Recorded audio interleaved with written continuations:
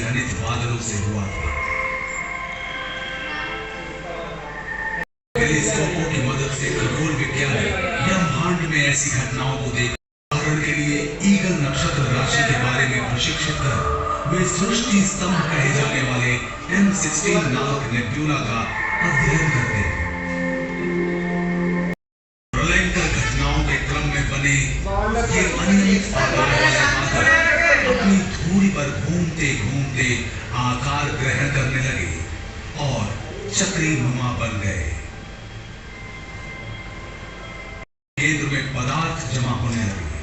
पदार्थों का निरंतर विशाल होता आकार लगातार गर्म होते होते लाखों डिग्री तापमान तक पहुंच गया। हाइड्रोजन के इस विशाल वह न्यूक्लियर बम की तरफ फटने को तैयार था। जब यह फटा उसके कारण सूर्य फैल गया। केंद्र से शॉक वेव उत्पन्न हुआ। मेघपुंज पर अंदर से दबाव गुजरने जैसी दूसरी घटनाओं के कारण इस बादल का आकार बिगड़ गया। बादल के गैस अणु ठंडे हुए, पहले धातु और बाद में चट्टानें। ये छोटे कण आपस आम घटना थी। कारण था गुरुत्वाकर्षण। आकार जितना बढ़ा गुरुत्वाकर्षण भी बढ़ा। परिणाम स्वरूप संघनन तीव्र होकर आकार बढ़ा और ग्रहों का जन्म हुआ। बने उनके उपग्रह और एस्टेरॉइड्स।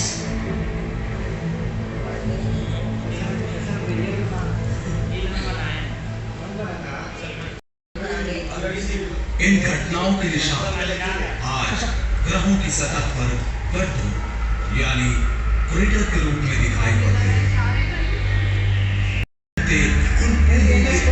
वर्ष पहले आपस में टकराने का परिणाम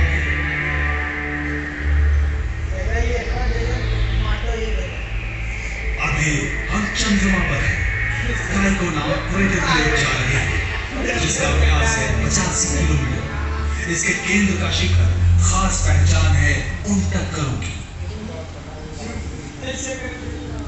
जिन टक्करों के कारण ये बने उससे काफी सारी धूल अंतरिक्ष में 3000 किलोमीटर तक लंबी रेखाएं बनने वाले इस ताकतवर झोंके से अनुमानतः 130 लाख मेगाटन ऊर्जा निकलती है।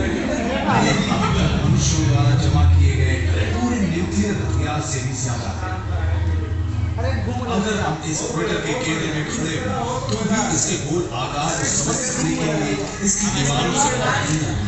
मगर 30 किलोमीटर दूर क्षितिज पर एक सुदूर पर्वत श्रृंखला दिखाई देती है।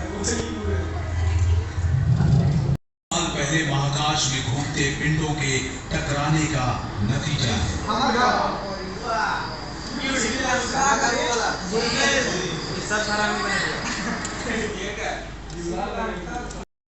सौर मंडल की रचना के प्रारंभ में पृथ्वी पर हुए प्रलयंकर कंपनों का परिणाम हो।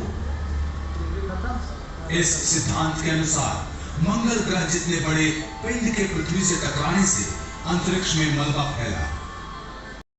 यह मलबा जुड़ गया और महाकाशीय ग्रह का जन्म हुआ जो पृथ्वी की परिक्रमा करने लगा।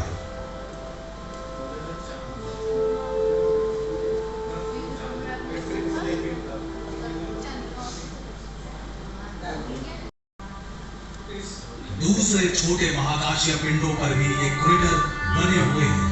इनमें बड़े उपग्रह भी शामिल हैं।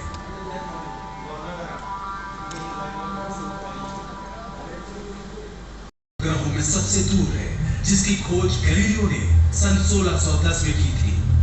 लेकिन उपग्रह होते हुए भी इसका आकार ग्रहों जैसा है। व्यास लगभग 5000 किलोमीटर। प्लूटो के व्यास से बड़ा, लगभग बुध के बराबर। टकराव के पैदाइशी चिन्ह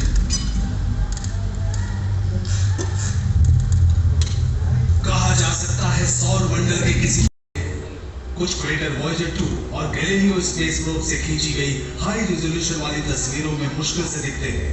तो विशाल एस्गर्ड नामक क्रेटर भी है जिसका व्यास अंतरिक्ष में हुए उस महाविस्फोट का सहज अनुमान लगा दिया। जिसके कारण बृहस्पति के चारों ओर घूमने लगा कैलिस्टो।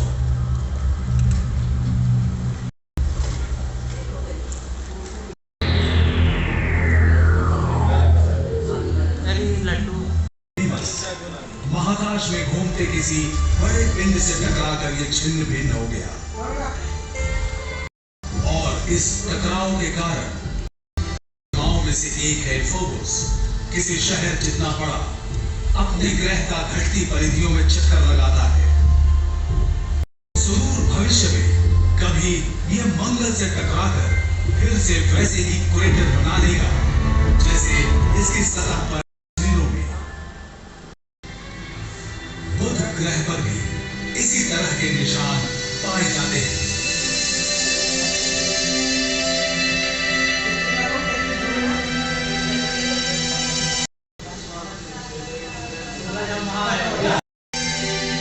मार्च 1933 को जीनी और कैरोलिन शूमेकर नामक पति पत्नी ने खगोल विज्ञानी डेविड लीवाई के साथ काम करते हुए अपना 9वां धूमकेतु शूमेकर लीवाई 9 खोज निकाला।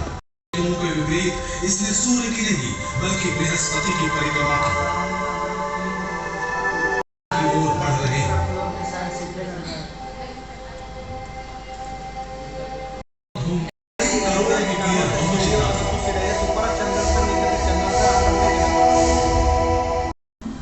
अगर सौर परिवार के हर पिंड पर ये क्रेटर पाए जाते हैं तो ये सवाल पैदा होता ही है कि हमारे ग्रह में इस तरह की गोलाकार संरचनाएं क्यों नहीं भरी पड़ी। शायद इनका जन्म दूसरे ग्रहों और उपग्रहों से बिल्कुल अलग रहा हो। हिस्से का समुद्र से ढका होगा जिसने उल्काओं के टकराने से गड्ढे नहीं बनने दिए।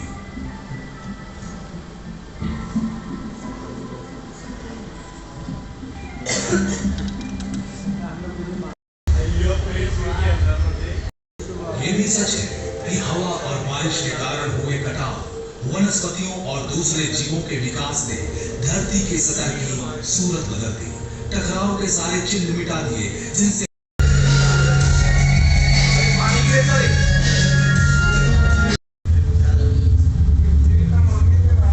गंभीर भौगोलिक अध्ययन और सैटेलाइट फोटोग्राफी की मदद से हमारे पृथ्वी पर बहुत से वर्तमान क्रेटर्स का पता चला है।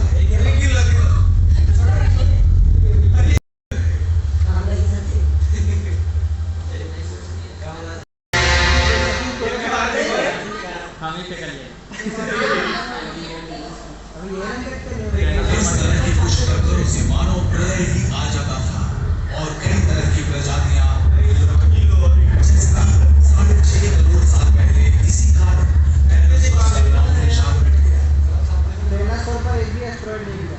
में हुई थी। और चिशुरुक नामक क्रेटर आंशिक रूप से मेक्सिको की खाड़ी में डूबा हुआ मिलता है। हर हिस्से में हवा और पानी के एक ही तरह के क्षरण या दूसरे जीवों की निरंतर क्रियाओं ने इन निशानों को नहीं मिटाया और इस प्रकार के लगभग 170 गड्ढे पाए गए, खासकर उन देशों में जिन्होंने शोध कार्यों में बड़ी राशि खर्च की, जैसे हिंदुस्तान के साइबेरियन इलाके में बना ये क्रेटर। जब हजारों एकड़ में फैले जंगल बर्बाद हो गए थे, बेतरतीब कटे पेड़ गिरे पड़े थे,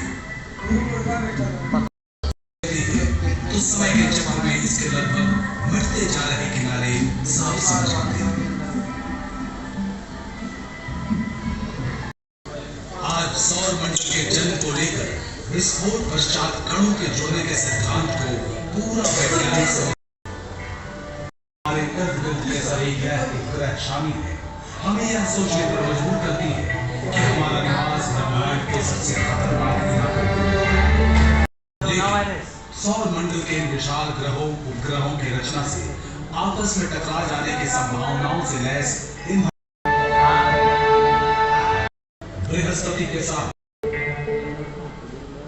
कई सदियों तक हम महफूज रहेंगे इस